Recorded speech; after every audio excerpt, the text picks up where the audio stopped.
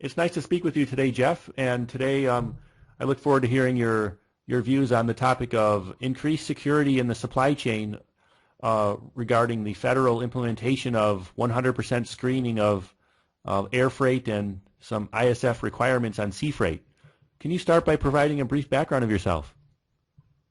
I sure can. Thanks, Dustin. My name is Jeff Schumacher. I'm the Vice President of American Worldwide Agencies. Our parent company is Intelligent SCM. We are a international freight forwarder and agency handling shipments throughout, 6 continents.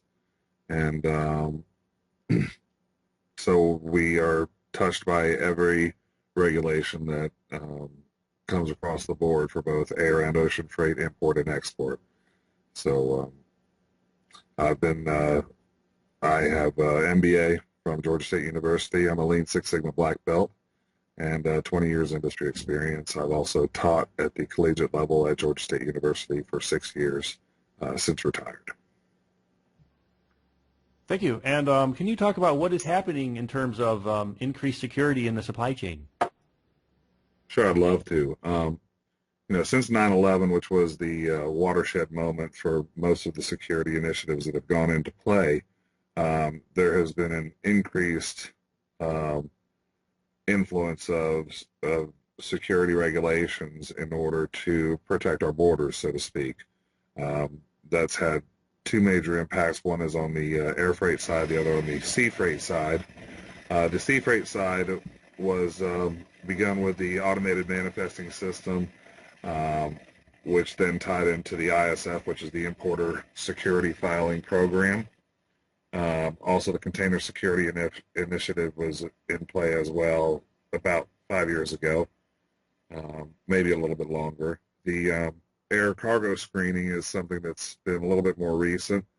Indirect air carrier security programs were put into place actually prior to 9/11, but have really ramped up and increased in the amount of regulation and responsibility that the forwarders and the shippers take in order to maintain the integrity of the security of the supply chain.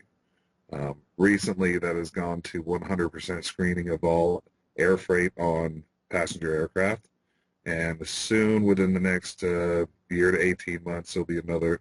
They will also require 100% security screening of all air freight on every aircraft, including freighters. And how do you think things can be improved? Tough question. The toughest thing about security, and this is something I've mentioned before, is that success is measured by a failure to be attacked, a failure for there to be, bombs or planes dropping out of the sky or boats being blown out of the water. So, your success is measured by, well, did it work? Well, okay, we haven't had a terrorist attack, so therefore the theory is that it worked, although there's not necessarily a causal relationship. The difficult aspect of it, although there was the incidents with the imports from UPS with the ink cartridges that came out of Yemen, and that led to the further additional screening and also the requirement of goods coming into the U.S. requiring screening as well. So there's a little bit of justification. There are still bad people out there that want to do bad things to us. So as much as the regulation may impede the flow of goods, it may slow things down a little bit. Once the regulations are in place and you learn how to navigate through them, it just becomes another part of the business. The screening aspects, the airlines handle much of it. There are things called certified cargo screening facilities that handle a great deal as well. And basically it's just a kind of a hodgepodge between whether or not you want to outsource it, have the airline handle it, or invest $1 million into a X-ray machine to do your own. I'm not sure if that answered the question, but And you were mentioning about some navigating these all these how to deal with this. Would you have any recommendations for shippers on how to navigate these complexities and the new requirements? I do. You know, one of the things that is really critically important is making sure that the shippers understand their role. Educating the shippers is really key, and it goes the same for the importers on the containers, on the ISF regulations on the inbound.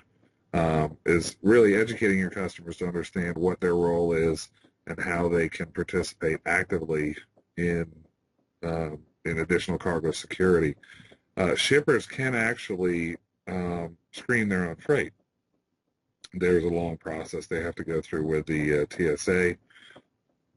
Some of these things I can't get too deeply into because it's sensitive security information, but it is possible for them to do so, and also for them to work closely with their freight forwarder or their transportation service provider in order to make sure they understand what the needs are from them in order to ensure the integrity of the supply chain. You know, the onus of it tends to fall onto the forwarder and onto the airlines. We're the ones who are inspected regularly and are required to have, you know, impeccable record keeping and make sure that we're using the appropriate carriers in order to maintain that integrity. So the shippers, the larger shippers, the you know, Fortune 100, maybe even to Fortune 500, some of them have chosen to participate, perform their own screening, and handle things from their own end, which is you know, kudos to them.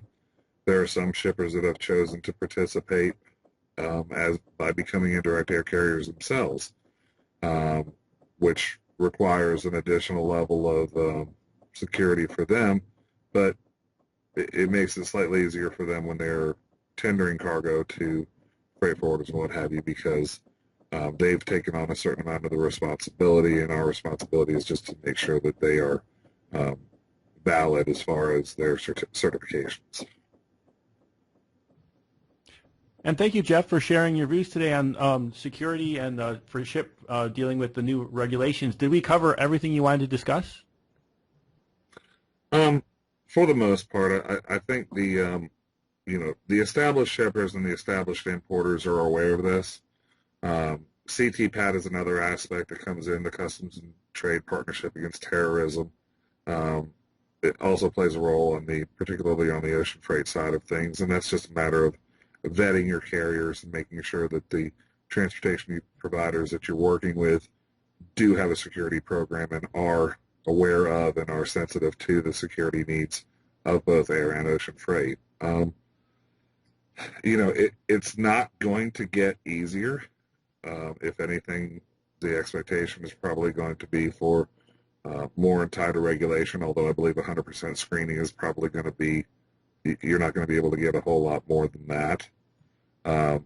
But, you know, the thing I would ask from the forwarder standpoint is for shippers and importers to be understanding that, you know, we're not asking them to do things because we're trying to make their life difficult. We're asking them to do things because it's a legal requirement.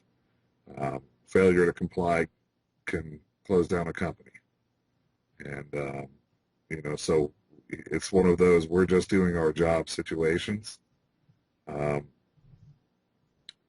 if they're not being educated by their forwarder, then they probably need to get some consulting to have some people explain to them what's going on, how it's going on, and what they need to do in order to navigate properly. That's about it. And thank you, Jeff.